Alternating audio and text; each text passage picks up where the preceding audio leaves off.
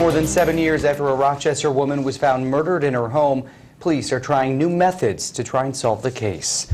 Thank you for watching tonight. 27-year-old April Sorensen was strangled and stabbed in her home in broad daylight, and then the house was set on fire. Police are still trying to figure out who did it. ABC 6 News reporter Steph Kroc shows us what new avenue they're now trying to get possible witnesses in order to come forward.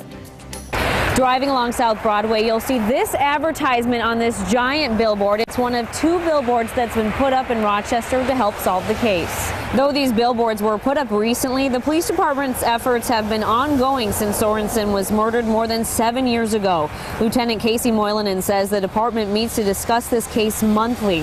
He says they do have some people of interest, but it's not enough to solve it.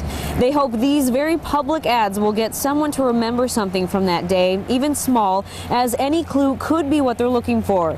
He says they'll continue to work on this case until it's solved for the sake of the family and those who work tirelessly to solve this. Anybody would want to know what happened to their loved one and have that person held accountable for their actions. To the family, I can imagine that they're just left with this big hole in their heart, just wondering what happened and hoping and praying that it gets solved someday so they have some closure. Now, this is actually one of a couple unsolved murders in Rochester, this one being the most recent. If you have any information on the Sorensen case, you're urged to contact police. In Rochester, Steph Kroc, ABC 6 News.